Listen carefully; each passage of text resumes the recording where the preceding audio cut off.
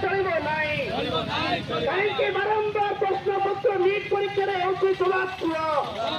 कहीं प्रश्नपत्र लीक हो सरकार तुम्हें जवाब दियो दाबी न्याय दाबी सरकार तुम्हें मानि नियो मानिले आंदोलन चली चलिब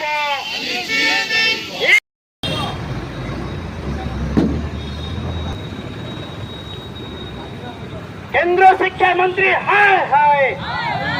केंद्र शिक्षा मंत्री ठीक ठीक केंद्र शिक्षा मंत्री हाय केंद्र शिक्षा मंत्री प्रश्नपत्र लीक घटना संपृक्त समस्त दोषी को कठोर दंड आमर दाबी नीट परीक्षा कहीं प्रश्नपत्र बारंबार लीक होछि जवाब आपने जानते नीट परीक्षा बातिल करा जायछि कारण प्रश्नपत्र प्रकट हला लक्ष लक्ष पिला देशर बहु परिश्रम करी लक्ष लक्ष टका खर्च करी ए परीक्षा पाई प्रस्तुत हुअन्ति एवं सरकारंकर ई अवहेला पाई आज तांकर भविष्य को नहीं खेल खेला जाऊ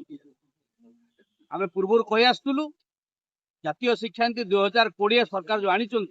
शिक्षा को संपूर्ण भाव में व्यवसायीकरण करने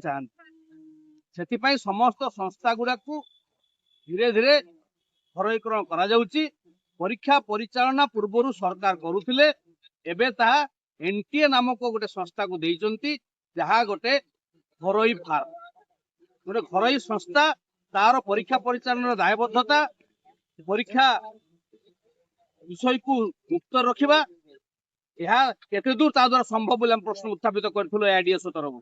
आज तार परिणति आम देखुचु सठिक भाव परीक्षा परिचालना हो पारिनी परीक्षा प्रश्नपत्र प्रकट होती तुरंत एनटीए बोली संस्था को रद्द करा जाऊ उच्च शिक्षा मंत्री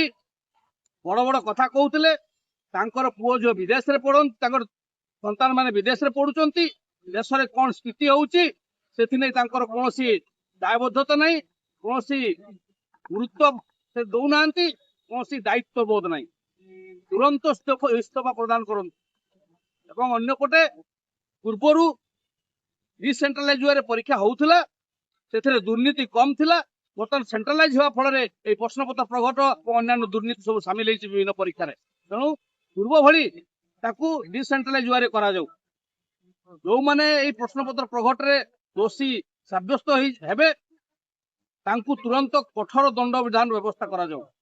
विचार विभागीय निरपेक्ष तदंतर व्यवस्था करा जाऊ यही दाबी नहीं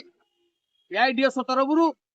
समग्र भारत वर्ष सप्ताह व्यापी प्रतिवाद दिवस पालन करा जाउची सरकार जदि आगामी दिन में जेकोसी परीक्षा को सठिक भाव में परिचालन न करती एनटीए को तुरंत रद्द न करती ताहले आहुरी बृहत्तर छात्र आंदोलन चेतावनी आम सरकार को दू।